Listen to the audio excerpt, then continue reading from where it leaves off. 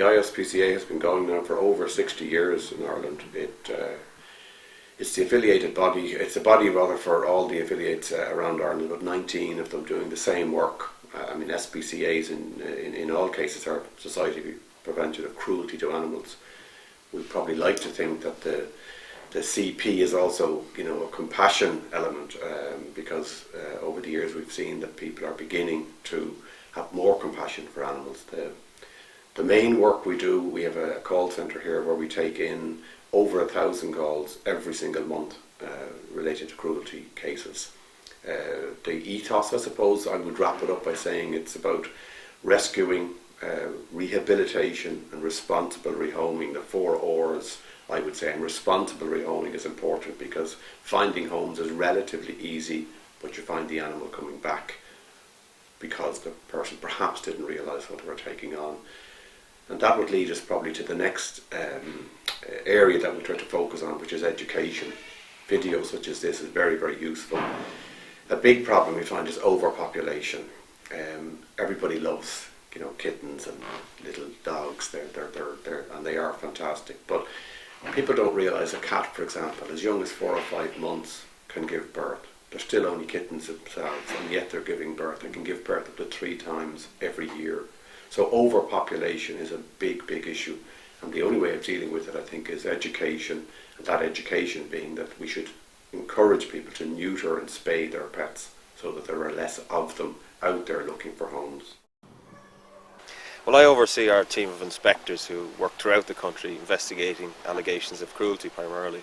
Along with our some alliances we have with other SPCAs, we cover the whole country, so if anybody contacts our National Animal Helpline, we'll ensure that the information gets through to the correct person. We're there to check if the law has been broken. Most of the time that isn't the case, that things aren't that severe, and we'll deal with the situation by means of advice or instruction. But in severe cases, we will look to instigate a prosecution. We can't afford as a charity to take the prosecutions ourselves, but we will prepare a file and submit it to the Gardaí, who will then instigate the prosecution. Well, we see all manner of things. You're talking about every animal under the sun, really, from small domestics to equines, farm animals, exotics. So you've got the whole range of animals, and then indeed the whole range of problems of welfare. It could be a starving animal, it could be a skin condition, some sort of illness. With equines we get a lot of problems with hooves if they're not adequately cared for. So it could be anything. Every day is different.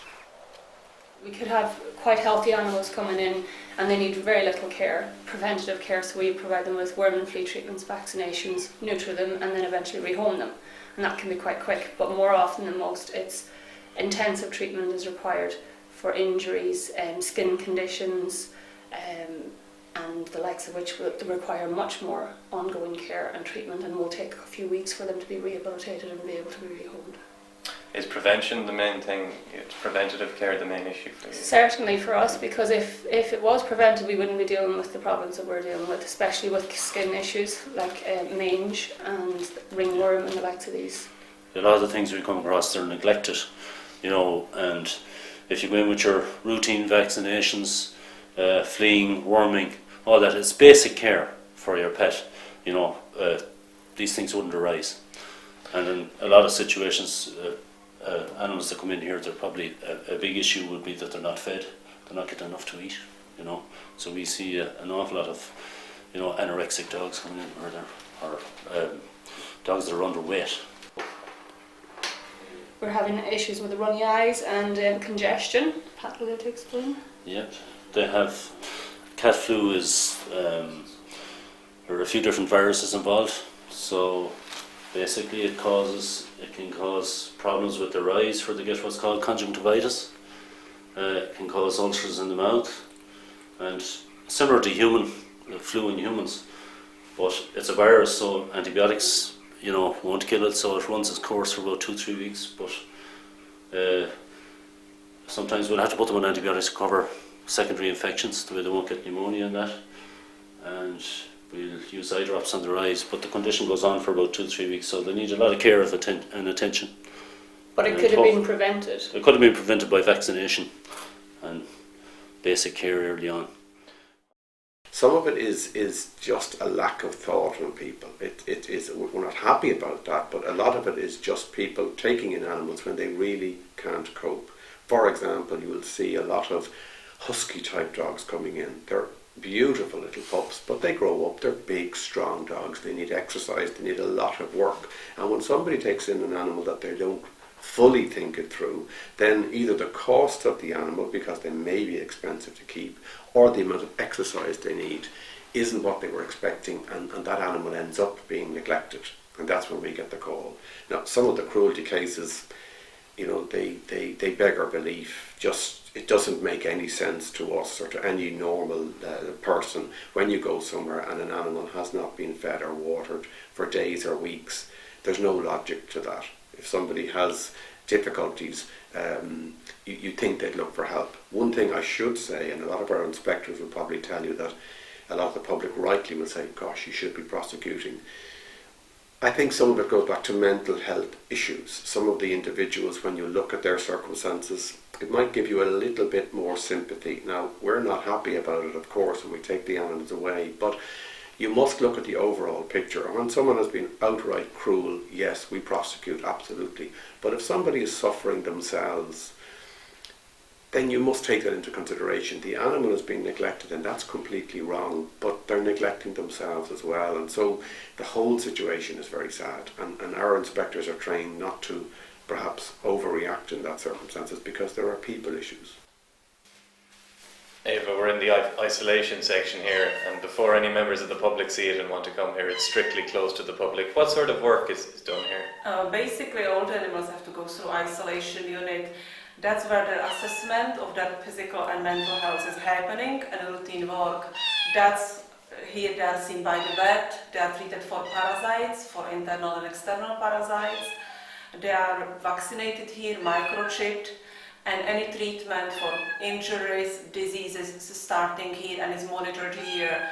So basically, the stay is between 1 to 2 weeks, but in cases of mothers being with cats or dogs, they are here up to 5-6 weeks until the weaning process is starting and you can move them into the main areas. Okay, Dynamo was found 2 months ago. He had very severe burns, as basically area where he was living, which was a trailer, was set up in a fire. You can see on this picture that is extremely severe injury, extremely painful. During the whole treatment, which meant to be basically daily bath of the wound, daily bandages, additional treatment like antibiotics, anti-inflammatory, Dynamo was just perfect patient, very lovely, very cooperative, and look at him 2 months later, and he's now looking for a good, loving home as he's ready. You can see yourself that the wound is completely healed now. We are just waiting for the growth of hair to happen, and pretty much it's only now a little bit aesthetic problem, but Dynamo is perfectly healed. And How long more does Dynamo have to stay in isolation? Another week. Another week. Another week, so basically it was exactly 2 months and 1 week. Barbara, we're in the cattery section here. How many cats in total are there? There are about 70 cats and kittens at the present moment. And do you get many cats? I mean, are there a wide range of cats coming through from all over the country coming here? We get quite a few brought in from the public, and also cats with kittens that have been dumped. You know, there's all different, a great variety of cats come in with. Would the majority of cats be injured, or would they be just abandoned? No, not many are injured. Occasionally we get them that the paw has been caught in the collar. But most of the time they're abandoned, or there are other reasons where people go away and just leave them. So yeah. Are there big problems rehoming with these cats? It is, in these difficult times, it is more difficult to rehome. But the main problem is the lack of understanding about neutering. If a lot of the cats were neutered, there wouldn't be the problems of the great number of kittens, and then the problems of rehoming. So neutering is a great thing. Yeah. Would you say you rehome them successfully in a majority of cases? Oh yes, they do find good homes, and then if there's an accident or anything and the people lose their cat, they always come back and they're very nice. Barbara, you're a volunteer as well. I'm assured you're more or less a member of staff at this point. Yes, I've been volunteering on a regular basis for just over 2 years now, and I really enjoy it. How often are you here?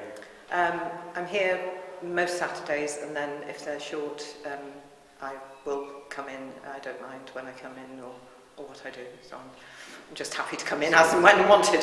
For the love of it, really? Yes, yes, I love cats. Do you have many animals yourself? Yes.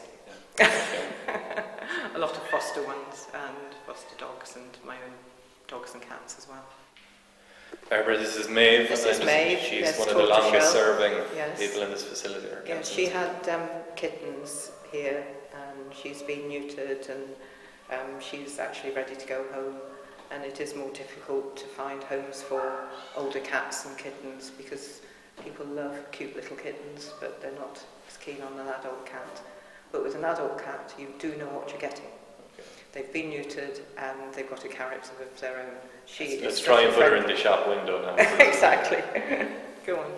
She is such a pretty cat, and she's so friendly. This is a magnificent facility you've got. Yes, we have the inside pods, and then they have the area outside, and there are toys and things to stimulate them, because obviously if they're here for a long time, they do need to be stimulated and handled and just loved. Generally, the animals that come in here, the horses, ponies and donkeys, are cruelty cases from our inspectors. So they're usually in a pretty bad state, usually emaciated. They might have severe injuries, badly overgrown hooves. So our main job here in the stables is rehabilitation, to physically rehabilitate them and also to handle them and encourage them to be happy around people and to have their treatment and not be stressed. What sort of resources do you have here? What you see here, we have 5 stables. We have a field shelter and a couple of paddocks. And we have very little facilities for the horses. It's really a very small equine unit, and it only caters for about 6 to 8 equines, but we constantly run way past our capacity, usually about 24 to 30. At present, you have how many? We have 24 at the moment. And the main equine centre is in Mallow. That's right, yes. They have more facilities there and better land for equines as well. So usually what we do is once we have them rehabilitated, we send them down to our equine centre in Mallow to be rehomed. This is a good example of the type of overgrown hooves that we get in. This would be fairly common. As you can see, they're hugely overgrown. There's 7, 8, even 10 inches of overgrown hoof there. As you can see here how rounded it is, it should be a flat surface for them to walk on, so they're almost like walking on rockers, and it's incredibly painful for them. And this can be avoided simply by getting a farrier to trim the hooves every 8 to 10 weeks. Are people surprised by the sight of these things? Yeah, we use them for our school tours a lot, so it's interesting to see the kids' reaction. Most of them don't know what it is. Unfortunately, we get so many donkeys and ponies coming in with feet like this that you kind of have to think that maybe people aren't surprised to see them like this, but this is not normal at all. This is Spirit. She came in with very neglected hooves and also laminitis, which is a condition that affects the interior of the hoof, and she actually has a broken bone in her foot. So our master farrier here is rebuilding her foot, and he's going to put a shoe on as well, and it'll help her to balance her foot properly and also help to support the foot until the fracture heals, hopefully. Is it a painful process for the ponies? This process is not, no. The actual fracture herself and laminitis is incredibly painful. She was in an awful lot of pain when she arrived, but she's under veterinary treatment and is on anti-inflammatories, painkillers, and she's also had a sedation for this treatment so that she's not frightened by it. Kathy, even to my untrained eye, it's clear that these are ducks. What are they doing in the equine section? We get a lot of domestic poultry coming into us, ducks, chickens, that kind of thing. They were very popular to be kept at people's houses for egg production. And what happens is that people allow them to maybe hatch a brood of ducklings or chicks, not realising that half of them are going to be males, and then suddenly we've got all these adult drakes and roosters that they don't know what to do with. And they very often get dumped or abandoned, and then we have to go and help them. So these 2 guys have actually found a home and will be going out to home in a couple of days. Do you know where these particular ducks come from? These two are just abandoned, so we get a lot of that. People think that they can survive out in the wild, but they're domestic and they shouldn't be dumped out. Kelly, we're looking at the really emotive, high-profile stuff here. You're looking after the rabbits. Yes. How many rabbits in total do you have in At this? the moment, section? we have just 5 rabbits, but that can change tomorrow. Rabbits come in quite quick now. Fortunately, we get a lot of rabbits that are abandoned a lot, but with the small animals, we also have some birds as well. We've got a parrot and 2 canaries as well in our care.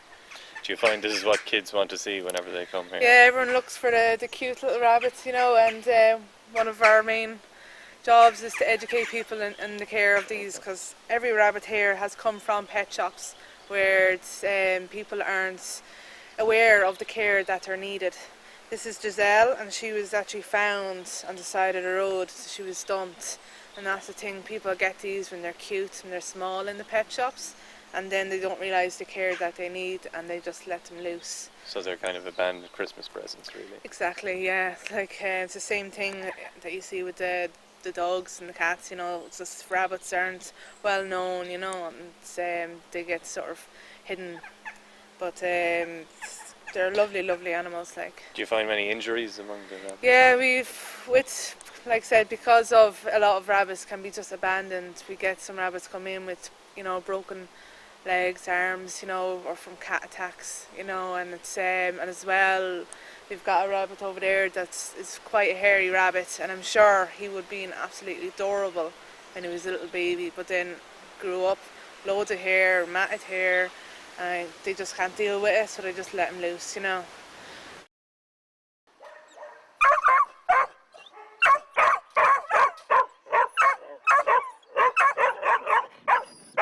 Well, the kennels were built for accommodation of 30 dogs, but at the moment we have close to 60, so kind of chock-a-block with dogs at the moment. You're well over capacity, yeah, as in other areas. Yeah, yeah.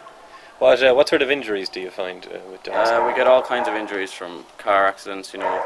Majority now of the time we get more emaciated dogs than the actual injuries itself. But we have a lot of different injuries now.